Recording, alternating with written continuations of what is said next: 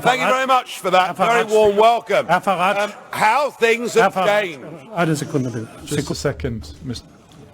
Kolleginnen und Kollegen, eine große Qualität der Demokratie One ist, major quality of democracy is that you listen deren Meinung man nicht. to those, even if you don't share their opinion. Well, thank you, Mr. Schulz. Isn't it funny? You know, when I came here 17 years ago, and I said that I wanted to lead a campaign to get Britain to leave the European Union, you all laughed at me. Well, I have to say, you're not laughing now, are you? And the reason you're so upset, the reason you're so angry, has been perfectly clear from all the angry exchanges this morning. You, as a political project, are in denial. You're in denial that your currency is failing. You're in denial. Well, just look at the Mediterranean. No. As a policy to impose poverty on Greece and the rest of the Mediterranean, you've done very well. And you're in denial over Mrs. Merkel's call last year for as many people as possible to cross the Mediterranean into the European Union has led to massive divisions between countries and within countries. But the biggest problem you've got, and the main reason the United Kingdom voted the way that it did, is you have, by stealth, by deception, without ever telling the truth to the British or the rest of the peoples of Europe, you have imposed upon them a political union. You've imposed upon them a political union. And when the people in 2005 in the Netherlands and France voted against that political union, when they rejected the Constitution, you simply ignored them and brought the Lisbon Treaty in through the back door. What happened last Thursday was a remarkable result. It was indeed a seismic result, not just for British politics, for European politics, but perhaps even for global politics too, because what the little people did, what the ordinary people did, what the people who have been oppressed over the last few years and seen their living standards go down, they rejected the multinationals, they rejected the merchant banks, they rejected big politics, and they said, actually, we want our country back, we want our fishing waters back, we want our borders back, we want to be an independent, self-governing, normal nation, and that is what we have done, and that is what must happen. And in doing so, we now offer a beacon of hope to Democrats across the rest of the European continent. I'll make one prediction this morning. The United Kingdom will not be the last member state to leave the European Union. So the question is, what do we do next? Now, it is up to the British government to invoke Article 50. And I have to say that I don't think we should spend too long in doing it. I totally agree, Mr. Juncker, that the British people have voted. We need to make sure that it happens. But what I would like to see is a grown-up and sensible attitude to how we negotiate a different relationship. Now I know that virtually none of you have ever done a proper job in your lives, or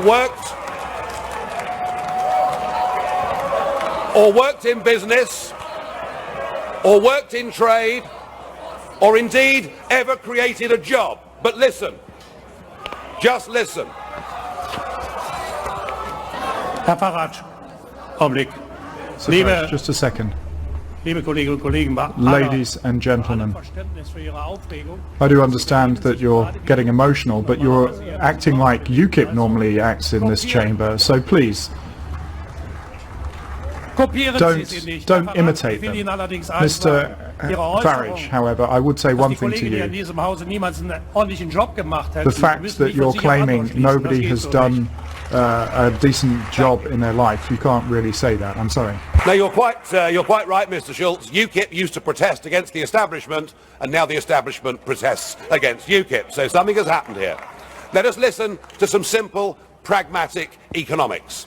We between us, between your countries and my country, we do an enormous amount of business in goods and services. That trade is mutually beneficial to both of us. That trade matters. If you were to decide to cut off your noses, to spite your faces, and to reject any idea of a sensible trade deal, the consequences would be far worse for you than it would be for us. And even no deal is better for the United Kingdom than the current rotten deal that we've got. But if we were to move to a position where tariffs were reintroduced on products like motor cars, then hundreds of thousands of German workers would risk losing their jobs. So why don't we just be pragmatic, sensible, grown up, realistic, and let's cut between us a sensible tariff-free deal, and thereafter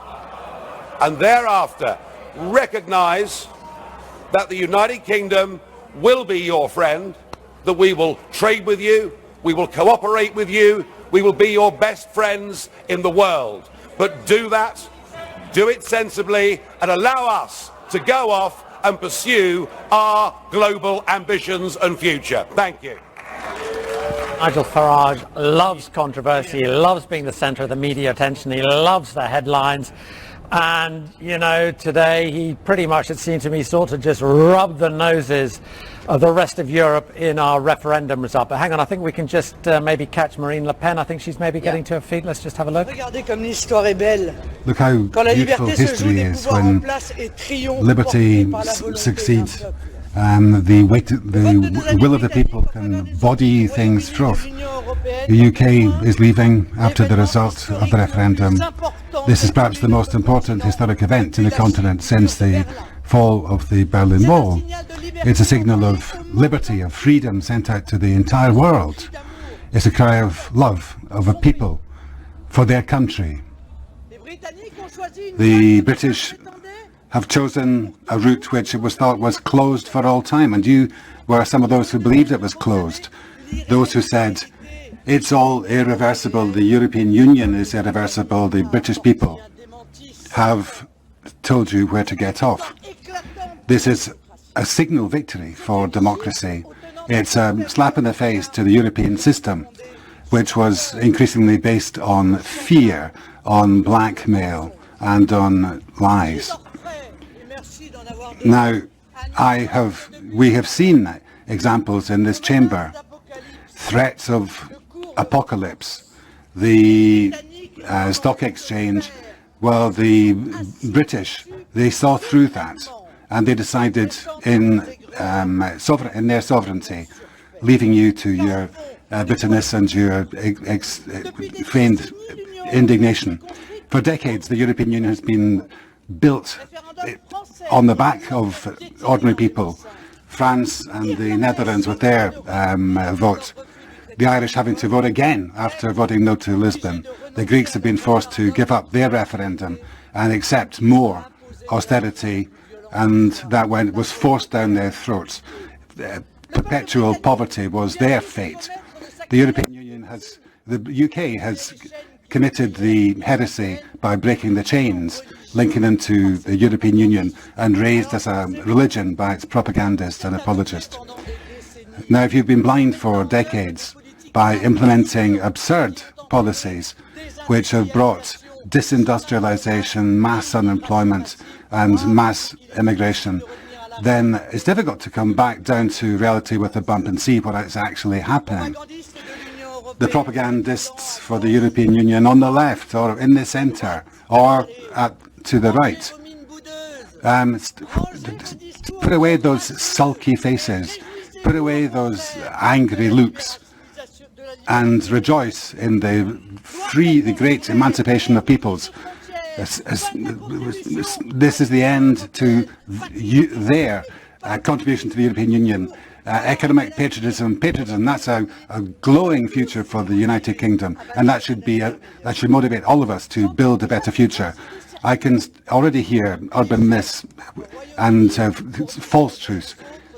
being said in order to discourage or deter others from going down the same path or wishing to bury Brexit by pushing it off to the Greek calends. That is not a democratic method. The European Union has decided, and we must respect their will and that period. And the way ahead is simple. Either you persevere with your expensive bureaucratic Europe, with the crazy schemes of those who want even more Europe at a time when ordinary people want less. And if you do go down that path, I can guarantee that this totalitarian organisation will collapse. We have to look for cooperation between free peoples and sovereign nations. From my own country of France, I commit to pursuing the path of liberty, which is the only way to real grandeur, live free peoples, live free United Kingdom, and vive la France. Thank you.